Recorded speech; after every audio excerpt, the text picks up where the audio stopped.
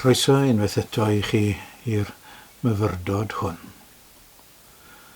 Yn anffodus bydd rhaid ffarwelio â doi o'n aelodau yn ystod yr wythnos ddiwetha.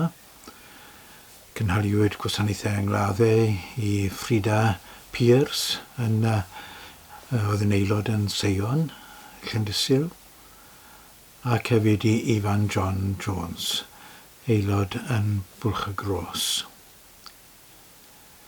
Bob tro fyddai'n gwasanaethu mewn angladd, ar y dechrau yn deg fe fyddai'n dyfynnu adnod. Mae yn y llyfr gwasanaeth, adnod mas o ail lythyr Paul at y Corinthiaid. Ac mae'r adnod yn darllen fel hyn. Bendigedig fyddo Duw a thad ein harlwydd Iesu Grist, y tad sy'n trigarhau a'r Duw sy'n rhoi pob diddanwch. Y mae'n ein diddanu ym mhob gorthrymder.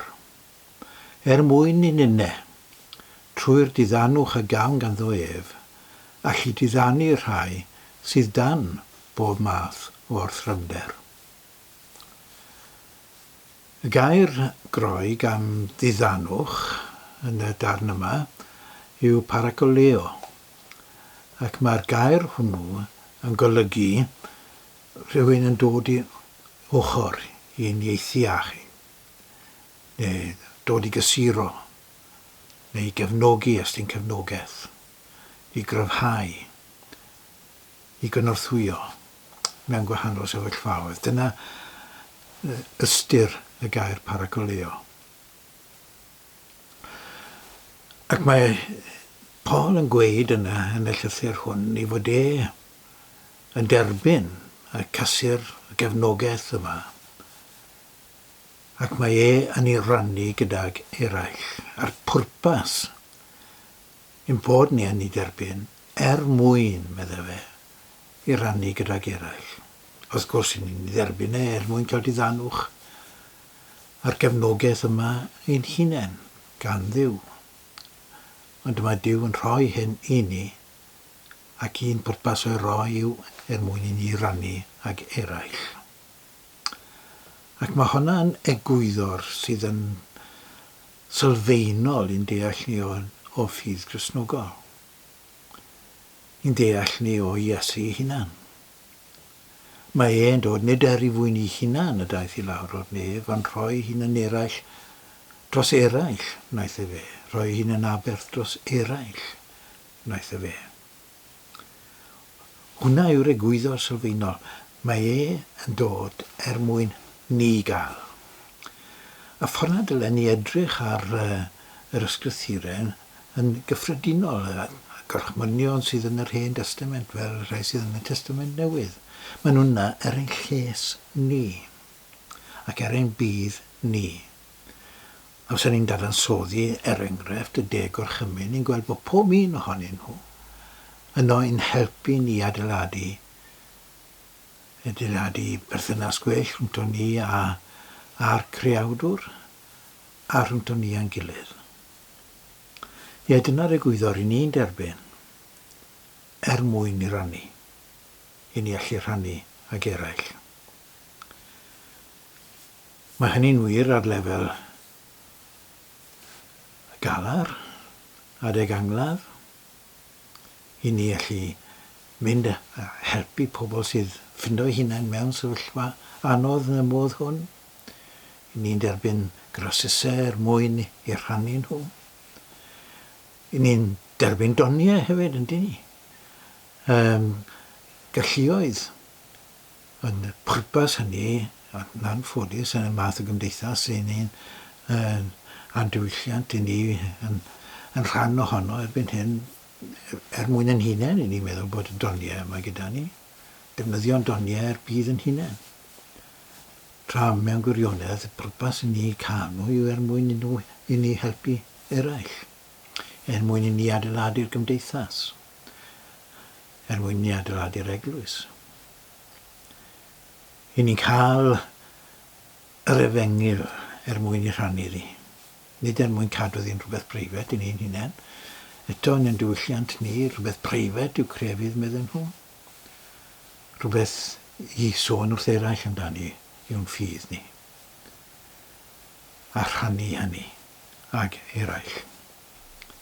A mae'r un peth yn wir yn bwyty adnoddau naturiol, wrth gwrs. Nawr mae'n ddechrau wythnos Cymorth Cristnogol. A dyma egwyddor sydd yn bwysig i'w sylwi arni ar ddechrau wythnos Cymorth Cristnogol fel hyn. I ni'n derbyn mwyn rhannu ag eraill. Nawr mae Paul yn datblygu hyn eto yn yr un llythyr, yn ei ail lythyr at y Corinthiaid. Ac ar ni ddarllen rhan o'r 9fed bennod o'r llythyr hwn. Cofiwch hyn, meddwl Paul. A heion bryn, a fed yn bryn. A heion hael, a fed yn hael. Rhaid i bawb roi o wirfodd i galon. Nid o anfodd, neu o raid, oherwydd rhoddwr llawen y mae Duw yn ei garu.